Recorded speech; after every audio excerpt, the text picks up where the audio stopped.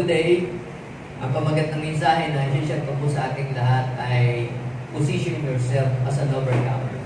Kamusta ang iyong tayo sa oras na ito? Ano ikaw? Anong nangyayari sa iyong buhay? Are you in a losing side or in a winning side? Kamusta ka na? Eto, buhay pa, naghihirap, pastor, meron ka ba dyan? Ba't kaya naman? Tapos, ay, ang buhay talaga, pahirap ng pahirap. Ang malas talaga ng araw na ito. Ang malas talaga ng buhay ito. So, pagka ganyan kang manalita, lagi ng puro nagipitan, paghigaros, ay you are in a losing side, not in a winning side. It's about time to position ourselves to the place of victory. So, dito sa John, chapter 16, verse 32 and 33, basahin po natin, 1, 2, 3, go! But, the time is coming indeed. It's here now, when you will be scattered, each one going his own way, leaving me alone. Yet, I am not alone because the Father is with me. Sabi ng verse 33, to, I have told you all this so that you may have peace in me. Here on earth, you will have many trials and sorrows. But take heart. Sabihin mo nga sa iyong katabi, take heart. Huwag kang panghinaan ng loob. Huwag kang mawalan ng pag-asa. Huwag kang manlumo. Take heart. Because I have overcome the world. So may the Lord bless His message today. Dito po sa binasa nating mga talatang ito ay nangyari noong ang Panginoon ay malapit na siyang ipako sa krus. Malapit na siyang hatulan. Ang Panginoon po ay hinutulan na maparusahan na maipako sa krus. Hindi dahil may nagawa siyang kasalanan. Hindi dahil siya ay maraming cheats, hindi dahil siya ay may nagawang kasalanan, o hindi dahil siya ay nakapatay. Kaya ho siya ay nahatulan ng kamatayan na hindi dahil niya, dahil natin, dahil sa kasalanan natin. Sa halip na tayo ang magbayad ng kasalanan, ng kaparusahan, ay inako ni Jesus yung kasalanan nating lahat. Ngayon, sinabi ng Panginoong Jesus doon sa kanyang mga disciples na darating ang araw, magkakanya-kanya kayo, iiwan nyo mo at kung saan kayo direksyon mapupunta. Pero sa mundong ito ang paniwalaan ninyo. Meron kayong mga pagsubok, meron kayong mga problema, may sorrow, pero take heart. Huwag kayong mag-alala, huwag kayong mabalisa. Napagtagumpayan ko na ang sanlibutan, sabi ng ating Panginoon Jesus. So ano po ang mensahe na ibig sabihin sa atin ng ating Panginoon Jesus dito? Nung tayo makakilala sa Panginoon, tinanggap natin siya as our Lord and personal Savior ng ating buhay. Hindi po na nga mahulugan na wala nang mga pagsubok pa o problema tayo may encounter sa buhay. May problema pa rin po, may pagsubok po. Hindi ibig sabihin na yung na-born again ka, tinanggap mo si Jesus, wala nang dadating sa yung problema dahil na-born again ka na, Kristiyano ka na. Dapat na maintindihan natin, hanggat nandito tayo sa mundong ito, we are not exempted sa mga difficulties, sa mga kalungkutan, sa mga kahirapan, sa mga manlulukong tao, kasi nandito pa tayo nakatira sa mundo. Pero ang totoo na sinabi ng ating Panginoong Jesus ay ito talaga ang totoo. Bagaman may mga pagsubok, may mga difficulties, mayroong different trials kayo may encounter, ay bibigyan niya tayo ng lakas.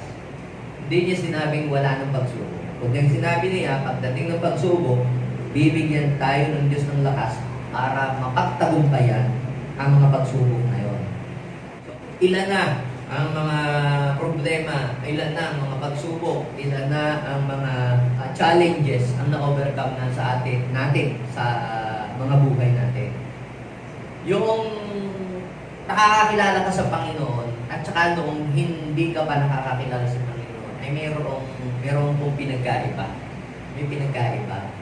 Noong ikaw ay hindi pa nakakakilala sa Panginoon, you are in a losing side. Yes. Akala natin yung ginagawa natin kalayaan, kaya natin yun nagagawa. Pero ang totoo, kaya natin nagagawa ang isang bagay na kahit mali ay nagagawa natin, it is because wala tayong lakas para mapaglabanan iyon. Yun po ang totoo. Tayo ay slave. Sabi nga ng iba gusto ko nga bumait, pero di gumagawa.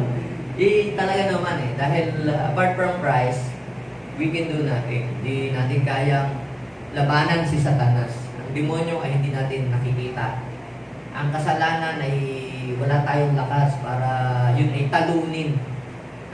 Pero nung tayo ay makakilala sa Panginoong Jesus, tinanggap mo siya as your Lord and personal Savior of your life. Nung tinanggap mo siya bilang iyong sariling tagapagligtas, you position yourself into the place of victory. Yung nandun ka na ngayon sa winning side. Ngayon, nasa sa iyo kung magtutuloy-tuloy ka doon, mananatili ka doon sa katayuan o ikaw ay babalik na lamang ulit sa dati na buhay na yung ginagawa. Meron pong 5 bagay akong share sa ating lahat. What are the victories that demonstrates by the true overcomers? At tingnan natin kung overcomer na nga ba talaga tayo o title lang. O dapat hindi, yung pagiging isang overcomer ay hindi lamang not just a title or not just a tag na nakalagay sa iyo, I am an overcomer. Pero hindi lang sa salita, kundi talagang nararanasan mo ito sa iyong buhay. Ang pagiging overcomer ay hindi lang siya dapat maging isang title, #overcomer. Hindi lang dapat maging ganun ang pagiging overcomer natin, kundi yung talagang nararanasan natin sa buhay natin. Nung tayo ay hindi pa nakakakilala sa Panginoon, tayo ay talunan. Pero nung nakakilala tayo sa Panginoon, ilang battle na ating panalo. Alin ang mas lamang? Yung lagi kang natatalo, lagi kang bigo, o mas lamang yung lagi kang nananalo? Ibig sabihin niyan, ikaw ay champion. Si Manny Pacquiao naman di sabi siya na laging champion sa boxing. Pero marami rin naman siyang natalo, natumba pa nga siya. Pero pag suma total, mas marami pa rin, lamang pa rin ang panalo siya. Nag-compare doon sa parang kang nagsusugal. Sa nagsusugal, kahit nanalo ka, mas lamang ang marami kang talo ka. Kaya huwag ka na lang magsugal. Magnegosyo ka na lamang at doon ay lamang ang panalo. Diba? Kaysa doon sa magsugal, isabog o tumaya sa loto, mas lamang ang talo. Magnegosyo ka na lang o magbenta ka na lang ng insurance.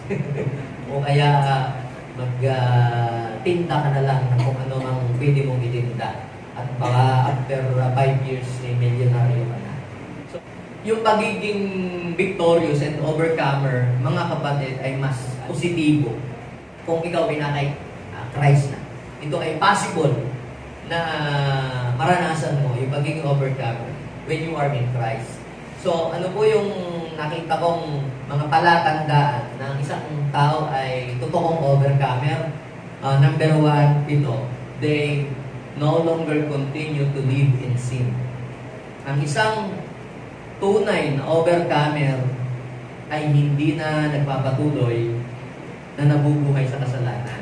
Nung hindi pa natin tayo nakakakilala sa Panginoon, ang dami nating kasalanan na mga pinagagagawa sa buhay. Alipin tayo ng bisyo, alipin tayo ng masamang ugali, ang pagmumura sa atin ay parang pangkaraniwan na lamang, ayos lang magsinungaling, ayos lang mangupit, ng malalaswa, tayo ay palaaway.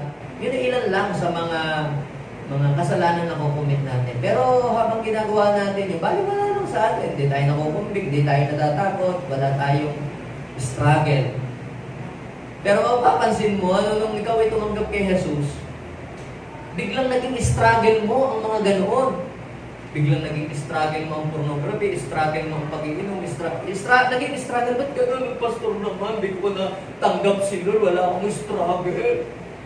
Pero ba't ngayon nag-struggle ako? Actually, ang battle ay nagsimula lamang nung ikaw ay magdesisyon na isuko ang lahat ng kasalanan mong ginagawa. The battle begins. Dati na hindi ko pinapakialaman ni Satanas, ay akin na yan eh. Bakit ko ba yan huwag aawayin to ito, kosa ko to, kosa. Pag-aaray ko na to, huwag mo na itong bubuyayin na siyang mag-enjoy sa kasalanan niya. Damihan pa ang kasalanan para lalo siyang mawili. Ngayon, nung may nangaral ng salita ng Diyos, biglang nakita mo ang katotohanan na kamatayan ang kabayaran ng ating mga kasalanan. Ang isa palang taong nagpapatuloy sa kasalanan, na yung kasalanan yun ay hindi niya isusuko sa Panginoon, tapos bigla siyang nabawian na ng buhay dito sa mundo. Talagang mapapahamak siya sa impyerno. So ngayon, ang ginawa mo, sinurrender mo kay Lord, pinagsisihan mo din, yung struggle, yung battle ay nagsimula na. Ano ba? Magpapatuloy pa ba ako sa dati o isusuko ko na? Yun yung mga ganun laging naglalaban. And it takes spiritual maturity to overcome our bad habits, even those sins sa buhay na ating nakukumit dati. At habang ikaw ay nag-grow spiritually at laging nakikinig ng salita ng Diyos at ikaw ay laging nakikipag-communicate sa Panginoon, mapapansin mo yung kasalanan ay pabawas ng pabawas, pawala na ng pawala hanggang sa ikaw ay maging kawangis na ni Kristo.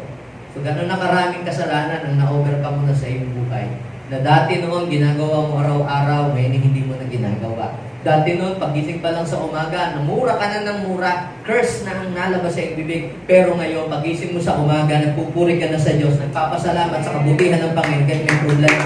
Ibig sabihin, you are a true overcomer. Naka-overcome mo yung kasalanan. No? Sa totoo lang, mga kapatid, kapag ikaw ay you have the ability or power to say no to sin, ibig sabihin, ng overcome. Dati nun, talagang makaamoy ka lang ng usok, talagang naglalaway ka nun. Gusto mo nang mag-vape o gusto mo nang mag-smoke talaga. Kasi you are a slave. Pero ngayon, kahit naamoy mo na ng usok, parang amoy usok na ng sasakyan ang iyong amoy. Dati nun, ikaw ay alipin ka ng paglalasing, talagang hindi mo makontrol ang iyong sarili, hindi ka mag-iinom maglalasing. Pero ngayon, maamoy mo lang yung singaw ng alak, parang naano ka na ibig sabihin, parang naayaw mo na ng lasa. Ibig sabihin nun, na-overcome. Pero kung hanggang ngayon ay parang, hindi ka makahinga, parang walang, ibig sabihin, hindi mo pa na-overcome. Tayong lahat ay may iba't ibang mga struggle sa buhay natin. Pero tutulungan ka lang ng Diyos doon sa struggle mo, sa kasalanan yun na battle mo sa iyong sarili. Kapag ikaw ay talagang nagdesisyon. Kasi hanggat ini-enjoy mo pa rin yung isang kasalanan yun, hindi ka patutulungan ni Lord. Pero pag sinabi mong, Lord, I surrender all these things to you, at humingi ka ng tulong, then, doon magsisimula na ang Lord ay tutulungan ka. Pero kung hindi mo hinihingi ang tulong ng Diyos para mapaglabanan mo isang kasalanan sa iyong buhay, hindi tutulong si Lord. Kasi God will never force Himself to anybody. Pero ito, sabi ng Bible sa 1 John chapter 3 verse 9, basahin po natin, itong totoo. Ang tumanggap sa Panginoon, ang tinanggap ng Panginoon bilang kanyang anak ay hindi na nagpapatuloy sa pagkakasala. At hindi na tayo dapat magpatuloy sa pagkakasala sapagkat tayo ay mayroon ng panibagong buhay na tinanggap mula sa ating Panginoong Jesus. Kaya kung tinanggap mo na ang Panginoon sa iyong buhay bilang Panginoon at sarili mong tagapagligtas, ay dapat ay hindi ka na nagpapatuloy sa pagkakasala. Meron ka ng bagong journey na nilalakaran ngayon. Dati ang buhay mo papunta sa liko. Yun ang journey ng buhay mo. Pero tumanggap ka kay Lord as your personal Lord and Savior. Sabi ng 2 Corinthians 5:17, if anyone is in Christ, he is a new creation. He is a brand new person. Binigyan ka ng Diyos ng pagkakataong mag-umpisa ng maayos at magsimula ng maganda. Pero nasa sa iyo ang desisyon kung lalakaran mo yung daan na yun o mas pipiliin mo pa rin na lumakad doon sa dati mong ginagawa, dati mong buhay. Papatuloy ka ba sa kasalanan o tatalikuran mo ang kasalanan na yan? So magkaiba ho yung nagkasala at saka yung nagpapatuloy sa kasalanan. All of us here, pwede tayong magkamali. All of us here, we can commit mistakes. Pero nasa sa iyo kung ikaw ay magpapatuloy doon o ikaw ay hihingi ng tawad kay Lord doon sa mga pagkakamali mo sa inyo. Halimbawa, kayo po ay naglalakad sa inyong bahay o kaya bigla kayong nadudas dyan. Huwag naman sana, ano. Kunyari lang halimbawa. At nadapa kayo, nadapa. O di putik-putik yung tuhod nyo. Forever na po ba kayo, nahahayaan nyo na ang sarili nyo, nakalupasay kayo doon sa putikang nakadapaan nyo? Ganun na lang ba kayo o ano? Ang gagawin nyo? Eh di, tatayo at lakad. So, tayo rin, maaaring nag-fail ka sa buhay o nagkamali ka, nag-commit ka ng mistakes, pero your journey is still ongoing. Hindi pa tapos Hindi pa tapos pa ang journey natin. Ay, pasok sa kanan lang siguro pag naghihinga doon ako, nasa ACU na. Tsaka na lang ako magre-repent. Ay, ikaw mo na, baka hindi mo na magawang mag-repent.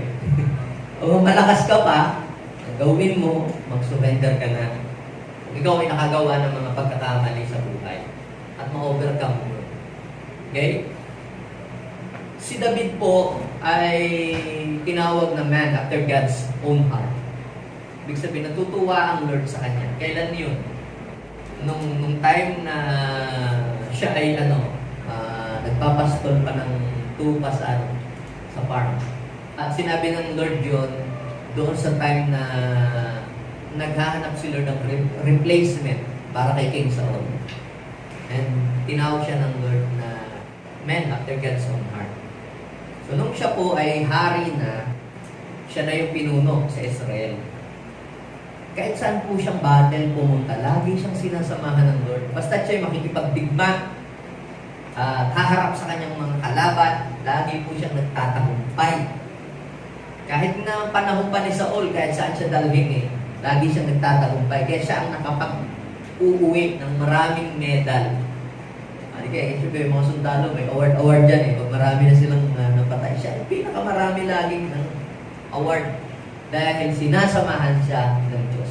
Ibig sabihin, itong nakita ko pag ginagawa mo pala kung ano ang ipinapagawa sa iyo ng Diyos at lumalakad ka doon sa pathway na gusto ng Diyos na lakaran mo, kahit pa ikaw ay humarap sa mga panganib, may backup sa iyo ang Lord Kaya lang ito ang problema.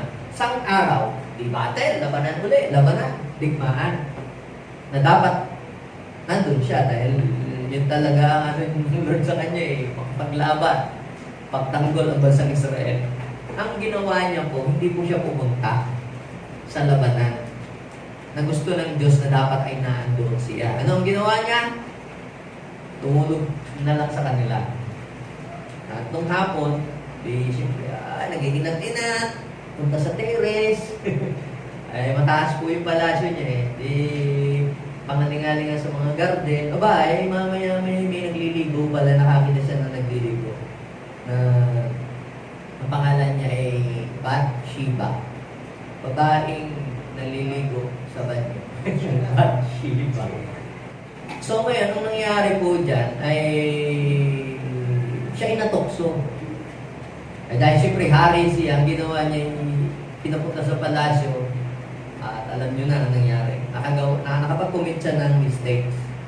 Sa madalit salita, siya po ay nag-fall sa adultery. Kasi yung kanyang kinuhang babae may asawa na hindi pa patay. At nabuntis. Ililihim niya yung ginawa niyang kasalanan, pero hindi niya nailihim. Nabuntis.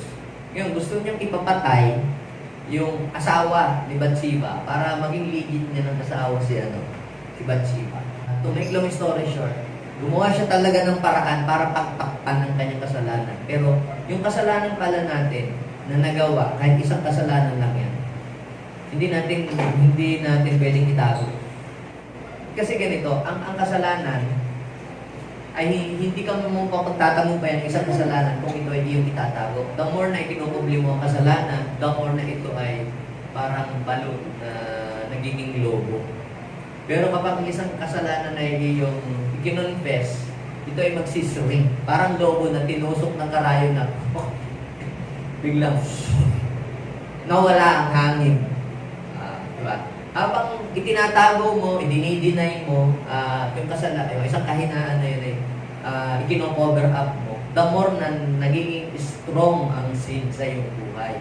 Pero kapag ang kasalanan ay ikinonfess mo, biglang yung kasalanan ngayon magsishrink at mawawalan na siya ng power.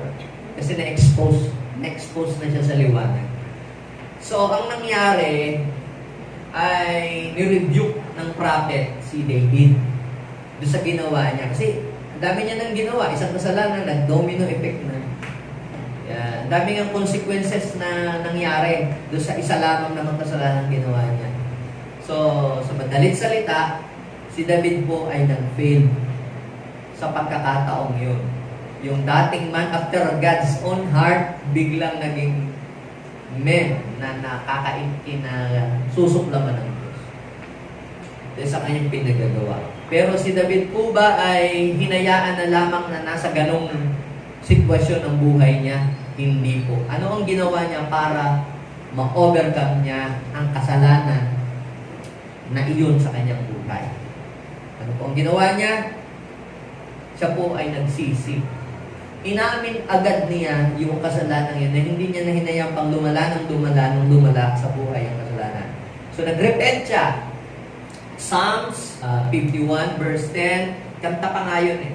Kanta sabi, create in me a clean heart, O God, and renew a right spirit within me. Kapag ang isang tao po ay nakapag-commit ng kasalanan at hindi siya nag-repent, mali na ang kanyang spirit. Pwedeng gagawin na niyang doktrina yun. Ay, bakit si ganito? Ba't si ganyan? Kukuhahanap ka na ng verse na magiging katulad ng ginawa mo. O bakit si Samson? O bakit si parang gano'n na. Yun ang magiging mga hahanap ka na ng supporting verse para suportahan yung iyong mga mali. No? Actually, pinakita sa Bible ang mga kasalanan na pinagagawa ng mga tao para makita natin yung worst thing. Kapag yan ay pinabuhay mo, o ano nangyari kay Samson? O, di ba, naging worse ang ending. Ano nangyari kay Solomon? Di ba, na-divide ang kingdom. So, hindi ibig sabihin, nilagay sa Bible yung yung maraming asawa, bakit si David, ay magiging license na nagagayahin natin. Hindi inilagay yun para makita natin. Ito ang magiging buhay mo kapag ikaw ay nagpatuloy sa kasalanan. Magiging worse. Ito rin, sasapitin mo din yung mga trahedya na kanilang mga sinabi. So, anong ginawa niya? Create in me a clean heart, O God. Nag-repentance ang ginawa niya. Sabi niya, and renew the right spirit. Sabi natin, right spirit. Kasi pag ang isang tao ay nakapag-commit ng kasalanan, ang isa na mangyayari ay nagiging mali na ang kanyang espiritu. Pati ang kanyang kung understanding sa Bible ay magkakamali na. May nababalita ko yung bakit kayo na nangangaral naman ng Jesus, ngayon ay iba na. Siya na ang Jesus. Mali na ang ginagawa. Kasi kapag isang tao ay may nagawang kasalanan, pagkakamali na hindi nag-repent, mali na ang kanyang spirit. So, he is driven by wrong spirit. Delikado na kung mangyayari ba gano'n. Kahit si Saul, ano nangyari? Mali na yung spirito niya eh. Kaya ano ang naging ending? Hindi naging spiritista na siya. Nagsasangguni na siya sa mga mangkukulam. Doon na siya nahingi ng revelation. Mali na yung spirit. Si David nag-repent agad. At pagkatapos niyang mag-repent, ano ang kasunod na nangyari? He became a true overcomer. Hanggang sa namatay, hindi niya nahuli siya gumawa ng the same sin na paulit-ulit. Ibig sabihin, kapag ang isang kasalanan, repent, repeat, repent, repeat, repent, repeat, repent, repeat. And the same sin na ginagawa mo over and over. Repent ka, tapos yun na naman ulit ginagawa mo. Repent ka, tapos yun na ginagawa ulit. Repent ka sa the same kasalanan mo. Pag nagpa-altar call, katulad nung inirepent mo nung isang linggo, yung parang i-repent mo, ay the following Sunday, yun na naman, yun naman, yun. Ibig sabihin, hindi mo na-overcome. Kailangan mo ang tulong ng Lord at tulong ng ibang tao, ng mga kasamahan mo sa Diyos para ma-overcome yan. So si David ba ay naging overcomer sa kasalanan na kanyang dating kinabagsakan? I am telling you, yes. Nabasa ko sa Bible, na si David daw po ay matanda na. Alam mo mga ano yung pag nilalamig? Diba tinatawag sa Pangasinan yung nag-chill.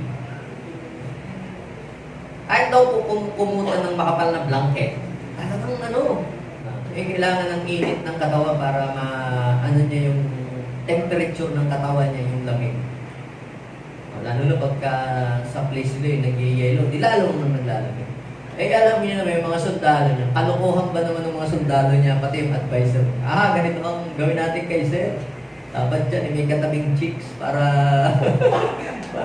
may magpainit sa kanya. Hanap natin ng chicks. Alam ang ginawa? Naghanap nga sila ng chicks doon sa Israel. Pinakamagandang babae sa buong Israel. Ang pinahanap. Nakakita ng babae sa Shonem. Ang pangalan niya si Abi. Ang apelido ay si Shab. Kaya Abesha. At itinabi daw sa hari. Ano ba kagabi, tuwing gabi kasama ng sa arm daw ng hari. Pero nakita ko po dito yung na-overcome niya na yung dating kasalanan na nag-fall siya, na-overcome niya. But pansin nyo, 1 King chapter 1 verse 4. Sabi niya, tumira siya sa feeling na ni David. Sa English, ang nakalagay doon ay natutulog siya sa arm ni David. So, bagamat siya ay napakaganda, so very tempting.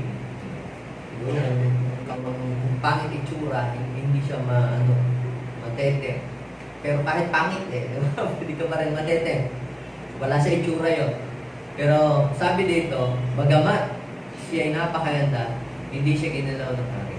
So, ibig sabihin, na-overcome niya yung kasalanan na dating bumagsak siya ron. Pero, naging matatag na siya. Ibig sabihin, David is a picture of a true overcomer. Hindi lang yung napabagsak niya si Goliath, kundi true overcomer siya. Kasi, yung dating kasalanan na hindi niya mapapaglabanan ay napaglabanan niya sa tulong ng Diyos. So, iba't iba ang sin na ating pong struggle sa buhay. Pero, don't quit, don't give up, magpatuloy ka lang kay Lord. Ma-overcome mo kung ano man yung mga bagay na dati hindi mo nakakalaman. Patuloy ka lang kay Lord. Okay? Bibigyan ka ng Diyos ng lakas para mapagtagumpayan niyo. Kung may mga taong nagpo-fall into sin o nakakapag-commit ng sin, huwag naman natin agad basta hatulan. Yun lang hindi po ba naglaban? Hina mo namang nilalang. Kapatid, maaaring hindi mo struggle yung struggle niya. Pero, ang kailangan natin gawin ay ipag-pray natin ang mga kasama natin. Dahil, baka ikaw ay subukin. Kaya nga ako, sa akin wala yung mga ganyan.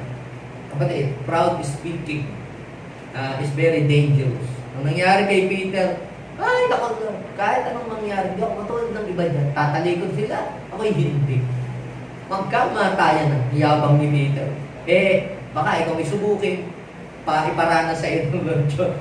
Kaya, mga kapatid, ma-overcome lamang natin mga kasalanan, mga tukso, by the grace of God.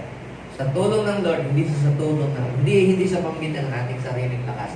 Pangalawa po, mga kapatid, na victory na dinidisplay ng mga overcoming person ay they hold fast to their faith until the end. Sabihin mo nga sa iyong katabi, hold fast. Ikaw ay kumakapit ng higpit sa iyong pananampalataya sa Diyos.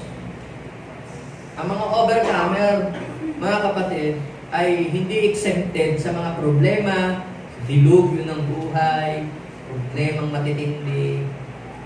Kaya nga sabi ng Panginoon, kung magpe-pray kayo, ito, pray nyo, ilayo mo kami sa mabibigat na pagsubok kasi nga, baka hindi mo kayanin pag dumating ng mga mabibigat na pagsubok. Pero, ang mga overcomer ay mahigpit silang nanghahawa sa kanilang pananampalataya. Sila Abraham, sila Jacob, sila Isaac, sila Joseph, they hold fast to their faith until the end. At actually, mga kapatid, ang talagang makakaranas lang ng kaligtasan at eternal life, yung talagang nakakapit sa Diyos hanggang wakas. Talagang nakakapit. Diba sabi, wala ang pag-ibig ng marami, magkakaroon kasi ng tribulation, mga paghihirap, persecution, pero yung manatiling tapat hanggang wakas, yun ang maliligtas. Ibig sabihin, when you hold fast to your faith in God until the end, kahit may pagsubok, may persecution, ibig sabihin yan, patunay yun na isa kang overcomer. Sino po dito yung nung nagsisimula pa lang siyang ma-born again, na siya pa lang mag-isa, pinipersecute kayo ng pamilya niyo. O kaya ng asawa niyo, ng tatay niyo, ng nanay niyo. Ilang taon na kayo na kumikilala sa Panginoon.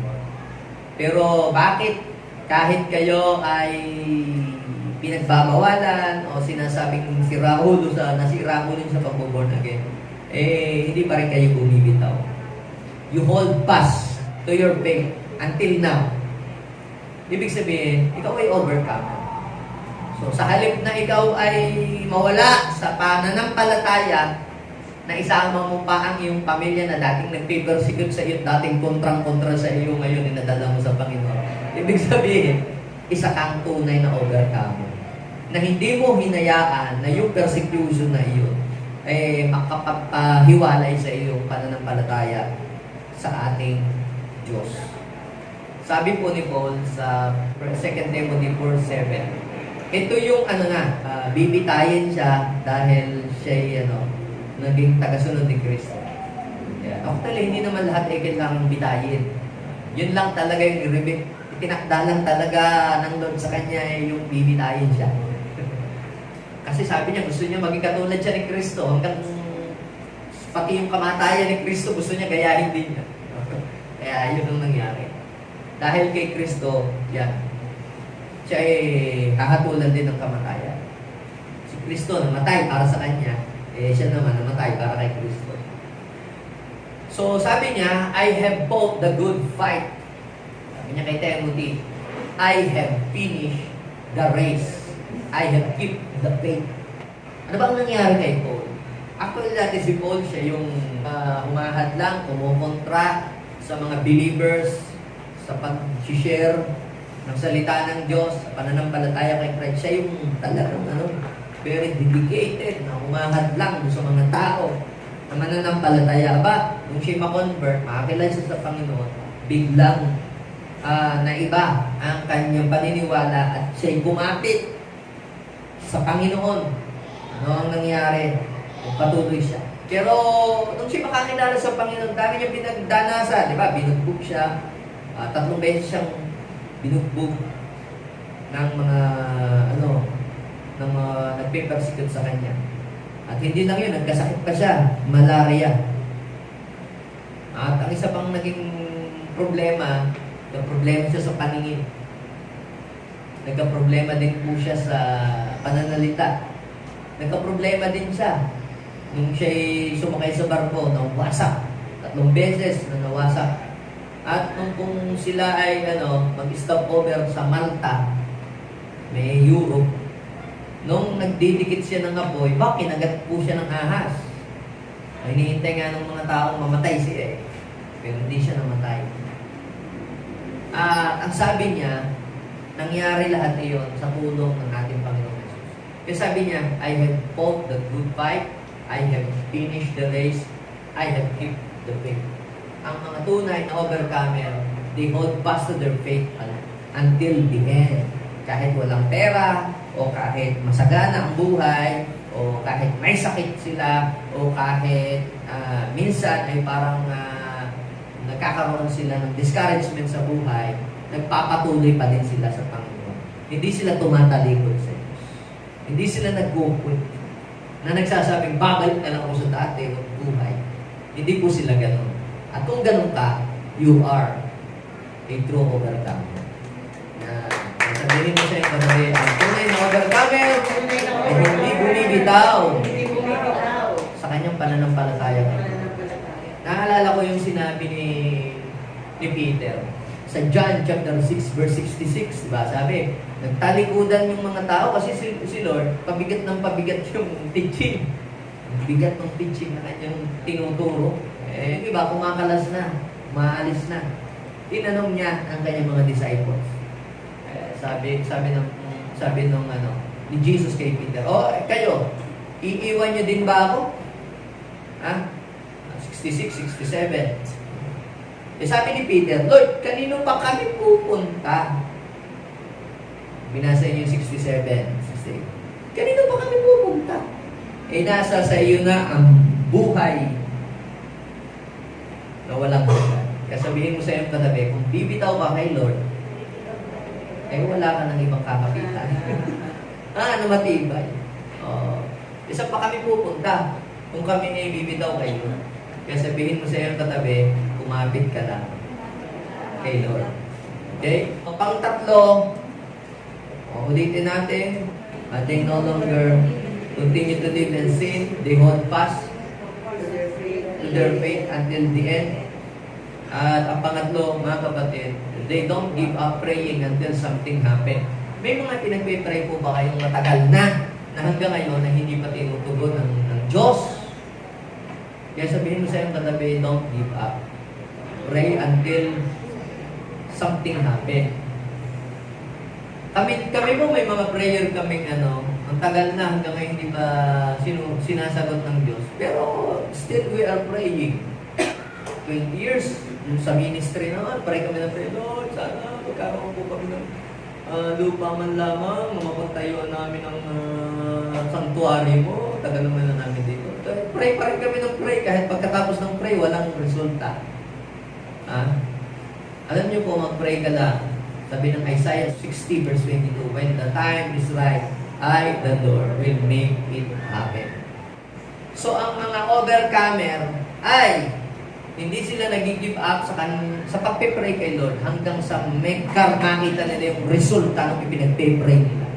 Yung iba pag nag-pray sila, tapos hindi tumugon si Lord, nagtampo na sa Panginoon, umayaw na, tumigil na sa pagpipray. Ang mga overcomer hanggang hindi nadating yung kanilang hinihiling, dire-diretso. Pag dumating na, di pray uli, another prayer request. Hanggang hindi nadating. Kasi sabi ng Panginoon, pag hihingi ka, manalig ka. Huwag pa bago-bago. Kasi lalo kung walang matatanggap sa Panginoon, kung pa bago-bago ka ng request mo, humingi ka, hindi dumating, palitan ko na lang. No, bigyan mo nga po ako ng sasakyan, yung van na maganda, yung 2025 model. Hindi dumating after 1 year. Huwag na lang po yung pick up na lamang po. Hindi pa rin dumating after. Huwag na lang po, Lord, yung tricycle na lang po, tricycle. Hindi pa rin dumating. Ano na lang po, e-bike. Tapos hindi pa rin talaga dumating. Lord, kahit po ako'y walang sasakyan, basta ang mga Panginoon, naglilingkod ako sa iyo ng tapat. Ayun, biglang naiba ka. Dapat hindi ka pa iba-iba. Si Elijah po, nung time na nagkaroon ng famine sa Israel, ang isang problema, walang tubig. Yung mga tanim, hindi nalililigan. Lanta ng mga pananim. So, ang ginawa niya sa Mount Carmel, siya po ay nag-pray. Naglumuhod siya, nag-pray siya doon sa First King 18:42 hanggang 44 to the following verses.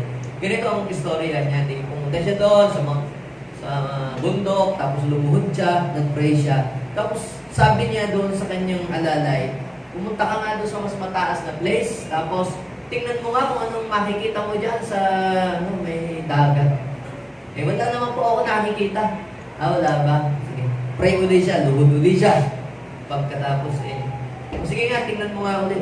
Wala naman po ako nakikita. Ang ginawa ulit, pray ulit siya. Hanggang sa 7 beses siyang lumuhod at nagdasal. At doon sa pa-7, may nakita po akong Kasi laki ng palad na ulap na bumaba papunta doon sa sa dagat. Nagkaroon ng evaporation. Ano pong sabi ni Elijah? Ay hala, tara na. Bilisan mo. I hear the sound of abundant rain. Anong ibig kong sabihin dito, mga kapatid? Anong pinakitang eksena doon? Huwag kang tumigil na pag-pray hanggat wala kang nakikitang result. Maaaring nag-pray ka sa trabaho o sa anak mo, hindi pa dumadating, ipag-pray mo lang yun. Sa tamang panahon, sa tamang oras, yun ay darating. Si Bartimeo, pansin niyo po ba yung kwento niya sa Mark chapter 10, halagay doon.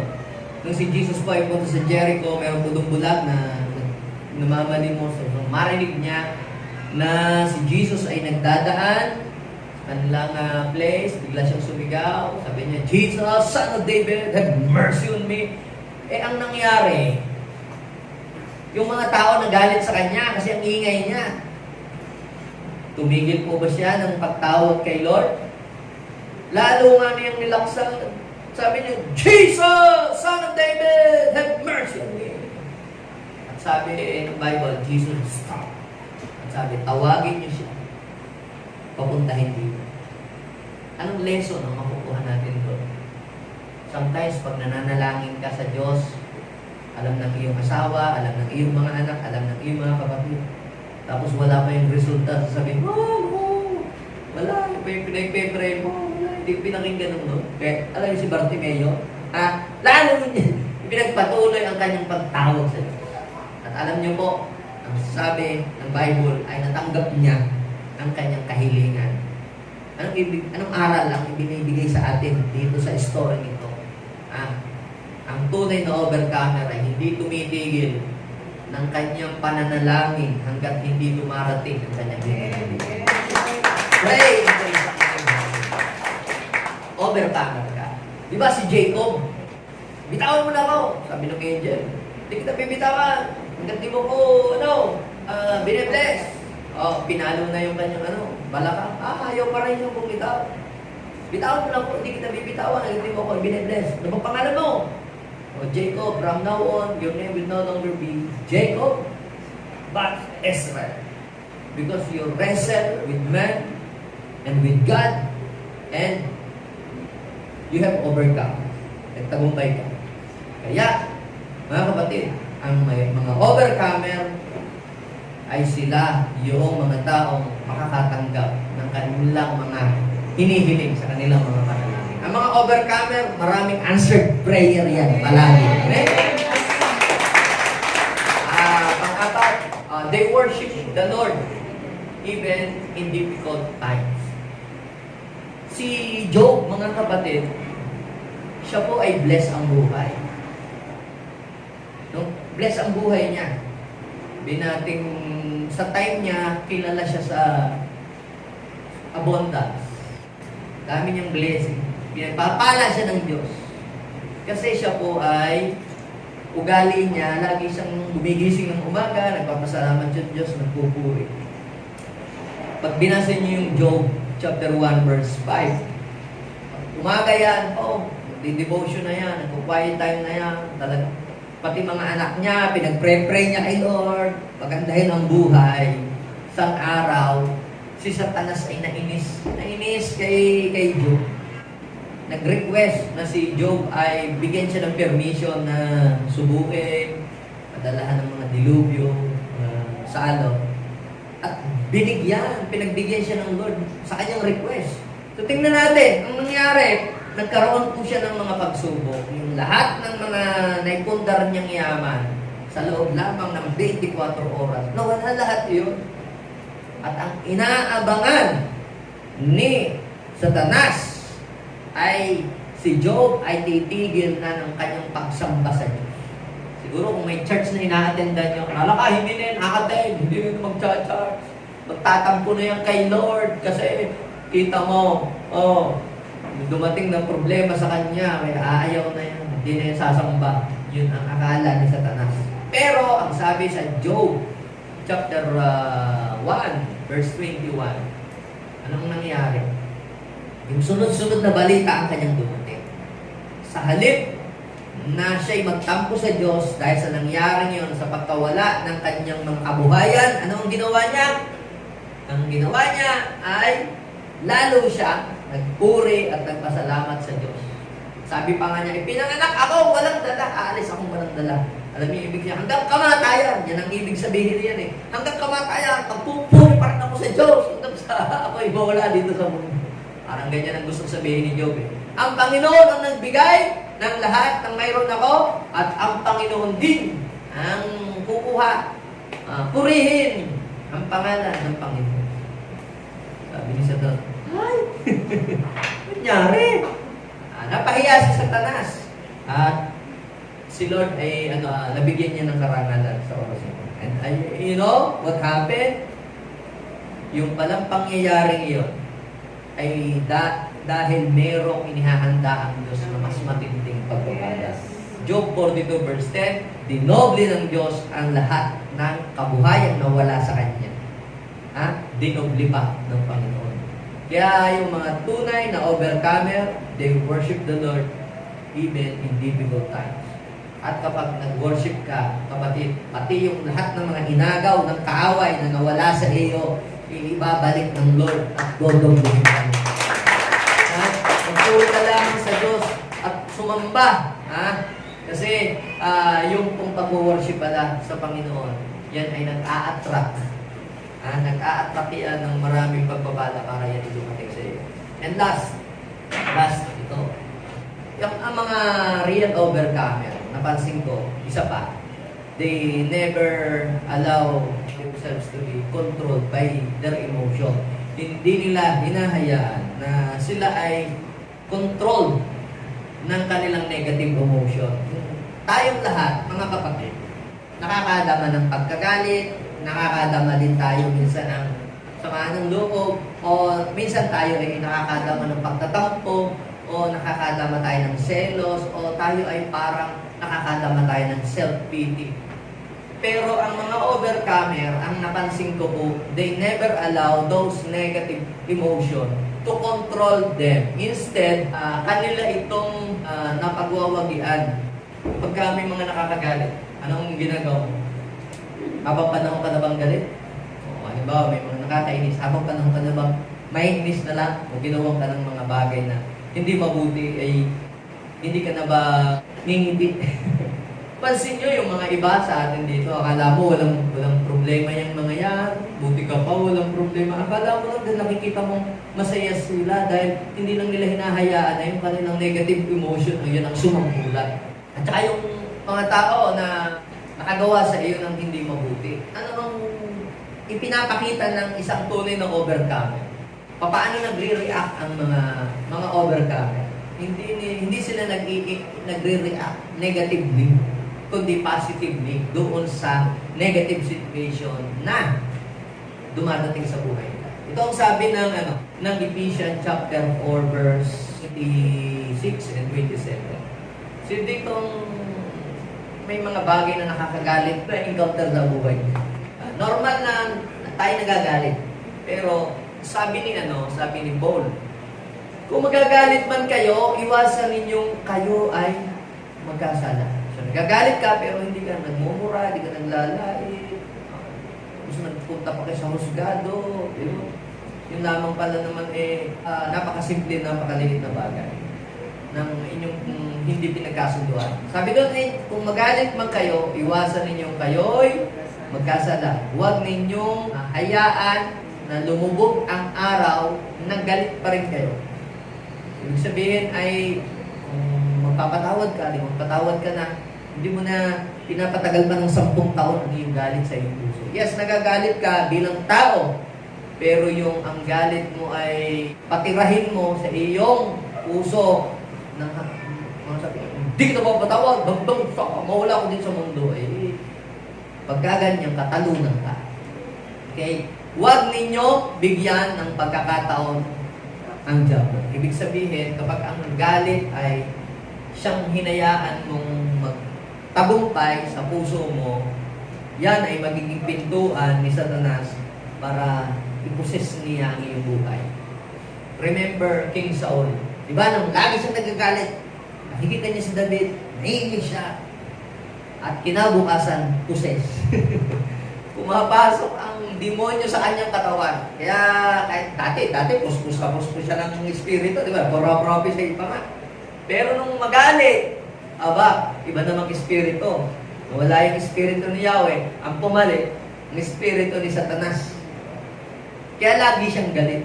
Kaya sabihin mo sa iyong katabi, hala ka, huwag kang laging galit.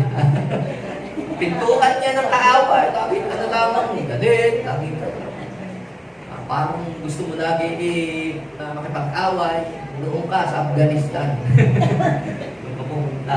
Okay? Pero kung gusto mo na ikaw, ang buhay mo ay maging peaceful at maging malaya, yan ang sabi. Kapag ka, halimbawa, hindi ka nagpapatawad, sino ang nagdadala ng bigat? Yung hindi mo pinapatawad o ikaw? Yung nakakatulog ng mahimbing, yung hindi mo pinapatawad o ikaw? Di ba ikaw pong nagsasaper? Samantala, makikita mo sa Facebook at sa nila, sa mga pinupuntahan nila, magandang lugar. Inis na inis ka. So, magpapatawad ka, hindi dahil deserve ng mga taong gumawa sa iyo ng hindi maganda ang pagpapatawad mo, kundi deserve mo na ikaw ay makalaya. Yan mong si Lord ang magparusa sa kanilang hindi magandang ginawa sa iyo. Pero deserve mong maging peaceful, maging masaya naman. Kaiksi lang ng buhay natin, tapos papalungkutin mo pa dahil doon sa sama ng loob mo sa buhay. Magkikita kayo din yan, iiwas ng papalayo. Lumiliit ang iyong buhay. Imagine mo, konti lang ang buhay natin dito sa mundo, tapos mabubuhay ka pa ng 10 taong may sama ka pa ng loob. Hindi ka na naging masaya. Ang gawin mo, alisin mo sa puso mo yon at hayaan mo ang Diyos na lamang ang magparusa kung may ginawa siyang masama. Pero ikaw, pagkaanin mo yung puso. You are overcomer kapag ikaw ay nakapagpatawad. Tinanong si Era kung siya daw igalit pa rin kay Gloria dahil siya nga na-impeach. Sabi ko, only the weak can forgive. So sabi niya, yun lamang daw kung mahihina ang tao ang hindi kayang magpatawad. So ano pong ibig ko sabihin? Ibig sabihin, kung kaya mo magpatawad, ibig sabihin, you are a strong person kapag ikaw ay nagawa mo magpatawad. Now, before I end, balik tayo dun sa binasa nating verse. How to position ourselves as an overcomer. Tatlong mahalagang bagay para tayo ay maging mapagtagumpay palagi. Ang sabi doon, sa mundong ito, John chapter 16, 32 and 33, but the time is coming indeed, here now, when you will be scattered, each one going his own way, leaving me alone. Yet I am not alone because the Father is with me. Sabi 32, basahin natin. I have told you all this so that you may have peace in me.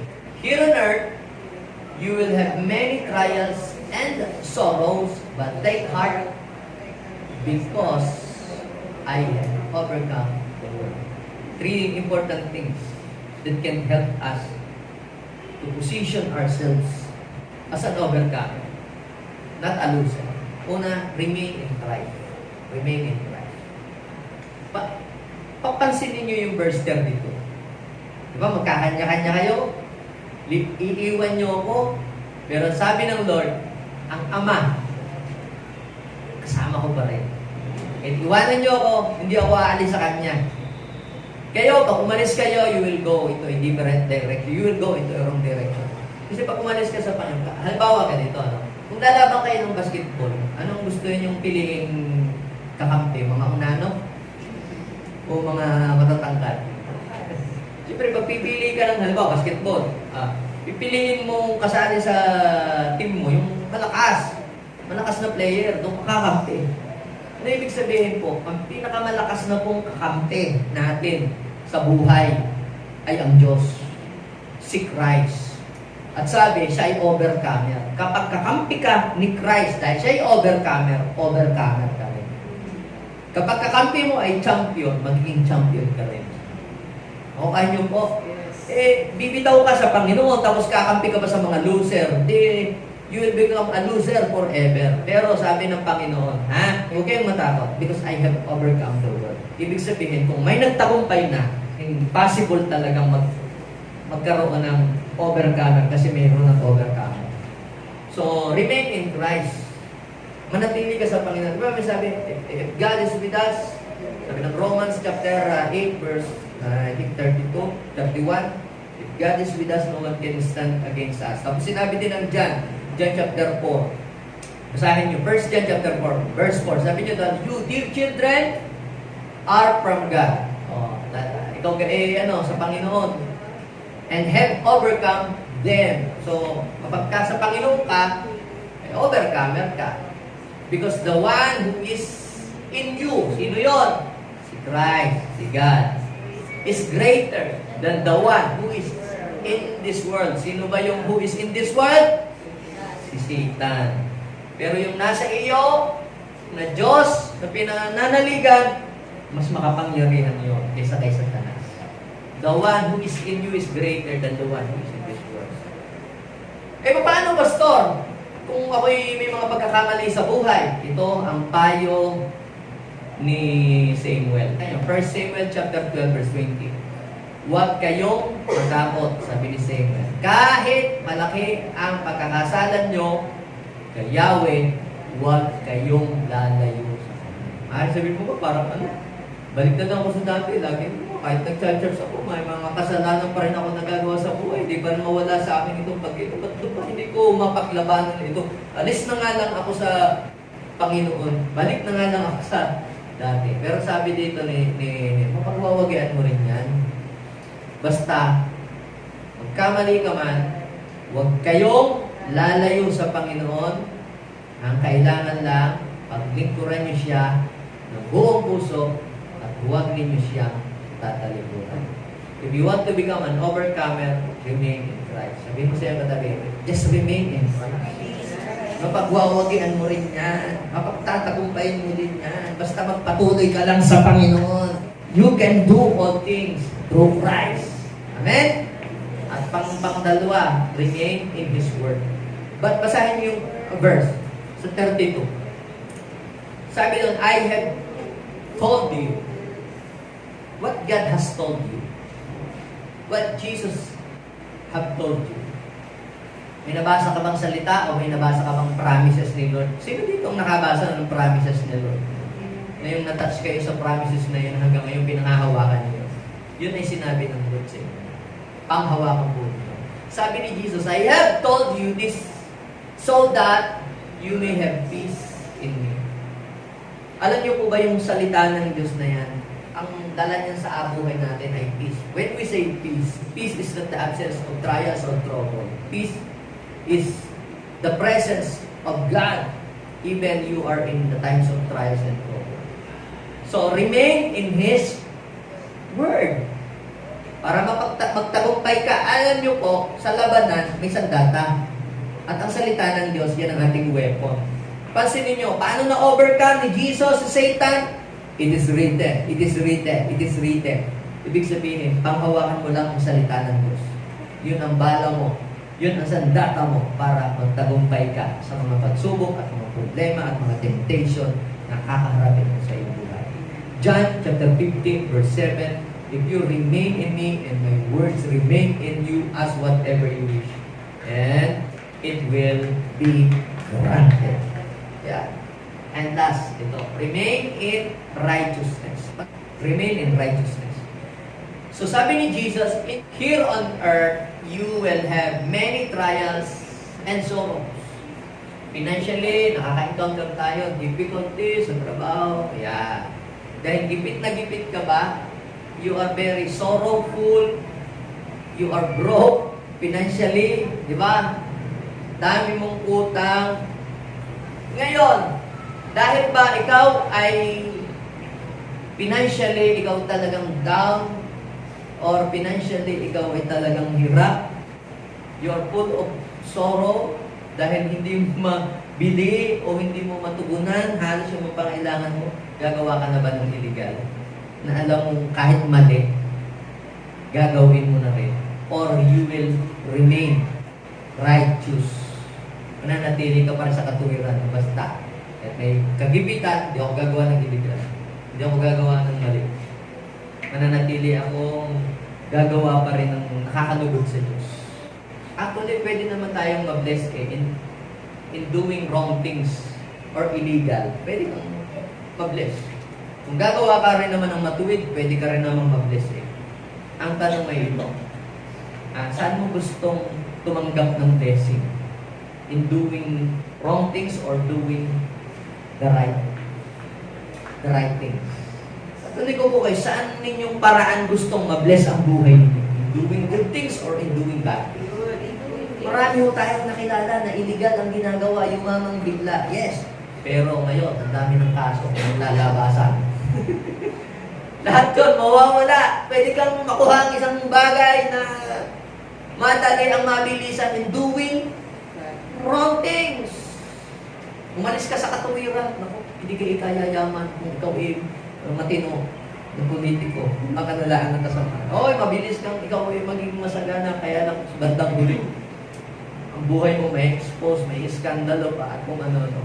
Yes, maaaring ikaw ay nasa right, nasa tama, mabagal ang pag-unlad, mabagal ang pag-asenso, pero ginagawa mo kung ano ang tama at nakakalugod sa Diyos at nananatili ka sa tamang landas ng buhay. But I am telling you, mananatili ang mga pagpapala na tatanggapin mo basta't ikaw ay nananatili sa tama. Amen? Yes. Ang blessing na dumating sa iyo na dahil ito sa matuwid na paraan na natili ka na righteous, kapatid, yun ay hindi maaagaw sa iyo. Bakit? Kasi ang Diyos ang nagbigay mo. Sabihin mo sa iyo madali, remain in Christ, remain in His Word, and remain in righteousness. So, may mga overcomer ba akong kausap dito? Tumayo nga ang mga overcomer. Overcomer ka, hindi dahil hindi ka na nakakaranas ng pagsubok o problema o hindi ka na nagkakasakit. Overcomer ka hindi dahil wala kang natatanggap na anong problema o katiting na pagsubok. Kundi ikaw, kahit may pagsubok, may problema, may kagipitan, nagpapatuloy ka, nagpupuri sa Diyos, sumasampa, congratulations. You are. Father, thank you so much, Lord. Today, we position ourselves, God, sa lugar ng mga mapapagtagumpay. Panginoon, inihilera mo kami, Panginoon, sa parada ng tagumpay ni Kristo. Lord, na hindi kami talunan habang panahon, kundi sa biyaya at sa tulong ng iyong Espiritu, Panginoon. No amount of sin or temptation can prevail in our lives. Even no amount of darkness, Lord, can prevail in our lives. Sa tulong po ninyo at sa biyaya ninyo, Lord, ang lahat ng iyan ay mapagtatagumpayan namin. Kahit ang kahirapan, ang pagsubok, ang anumang mga problema, mapagtatagumpayan namin yan dahil kay Kristo na tumutulong sa amin. Kung paano naging overcomer si David, si Joseph, si Daniel, si Shadrach, Meshach, Abednego, naging overcomer si Paul, naging overcomer maging si Peter, Panginoon, na dating siya'y matatakutin, ay naging overcomer siya nung napuspos siya ng Espiritu ng Diyos. Kami din, Lord, ay magiging kagaya nila, Panginoon. Kasama kami sa parada ng tagumpay, Panginoon. From now on, O Lord, hindi na kami lalakad na talunan sa mundo ito. Kami lalakad, Panginoon, na matagumpay dahil kami, O Diyos, ay nasa sa inyong piling. Thank you so much, O God. Pwede bang tayo ay mag-pray, ilagay natin ating kanang kamay sa puso natin, mag-pray tayo, sabihin natin, Panginoong Jesus, salamat po. Dahil mula po sa kadiliman, kinuha po ninyo ako at dinala niyo po ako sa kaliwanagan. Panginoong Jesus, inaamin ko po yung mga struggles ko sa buhay, ang mga kasalanan po na nahihirapan ako na mapaglabanan. Sinusuko ko po ito sa inyo. Hinihiling ko po ang inyong tulong. Samahan niyo Patawarin niyo po ako sa mga kasalanan ko na nagagawa sa inyong banal na harapan. Mula ngayon, kinikilala ko ang inyong lakas na mapagtatagumpayan ko ang lahat ng struggle ko sa buhay sa tulong